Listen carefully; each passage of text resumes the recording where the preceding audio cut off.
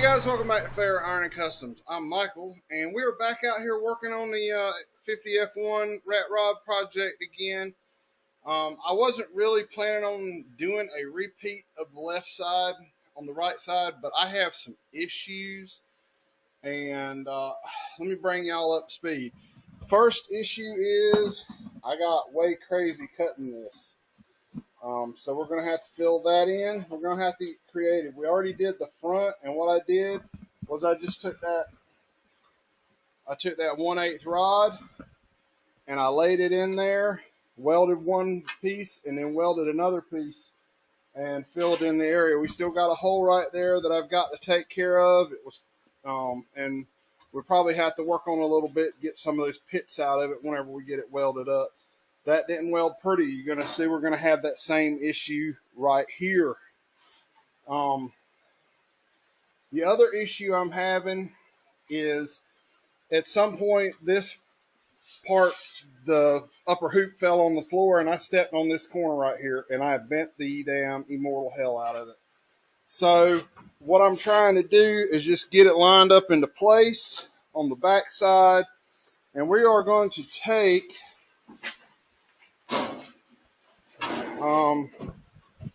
we may have to cut this back loose again, but I'm going to try and get this back into shape. I'm not sure exactly if I can swing it that with the door on it or not. So let's see. That's about as far as the door opens.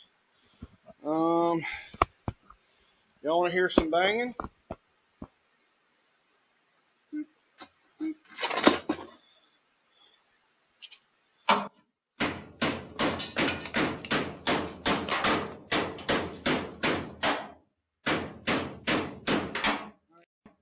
Brought it back around, but I think what's going to happen,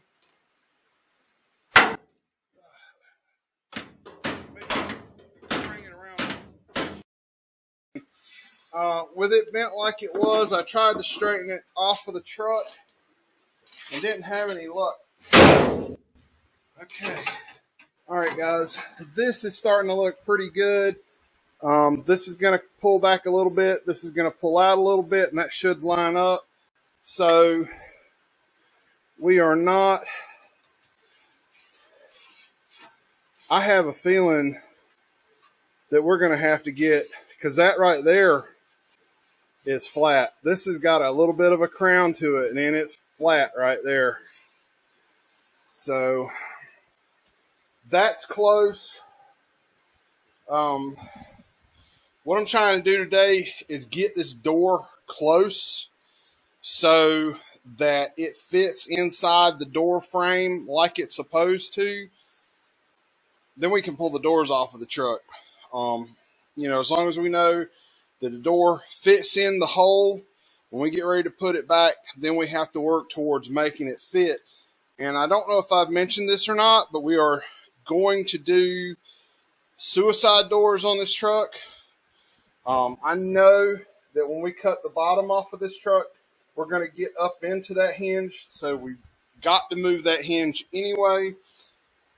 I'm not real 100% sure. You can buy suicide door kits. They're a little on the pricey side, but I had actually bought some. I had bought plans to build a suicide door off of eBay, and the guy's plans were, I guess they were really nice. I couldn't read them. And, I may look over them again. And if I did use his plans, I wouldn't be able to make a video over it because they're, pretty much proprietary.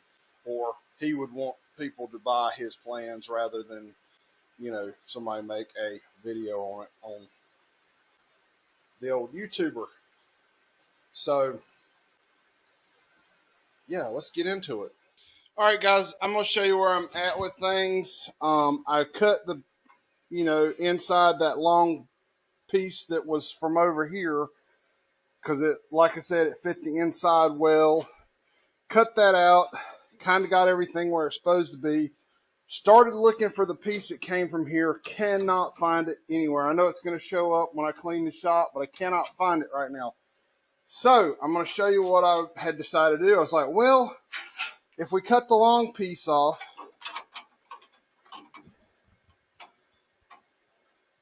and fold it over, make him a new joint in it, that'll, you know,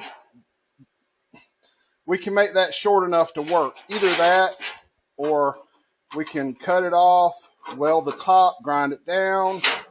No big deal. And I was like, okay, we'll just use the piece behind it to make it work. Well, as you can tell, this isn't the right shape. So all I did was I went and got a piece of 18 gauge metal, and I bent it up just a little proud at 90 degrees. And we're going to weld that in there. And then we're going to bend that piece over. We're going to trim it off, figure out where we need to trim it off, and we're going to bend it over and make a new, and this actual piece will be new. Basically, I don't think there's any of this that you couldn't make if you really put your mind to it. You know, I don't think any of it would be terribly hard to make. So let me get this welded in and we'll come back.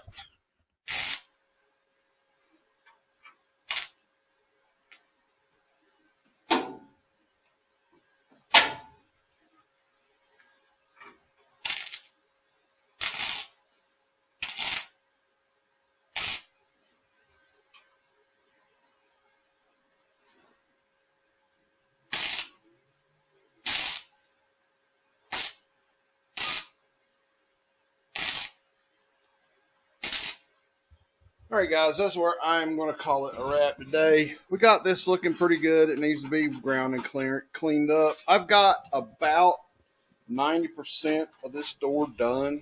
So I've actually done some welding on the door frame. We got some wide spots right there that I need to work on. I'm going to have to work on this one just like that other post.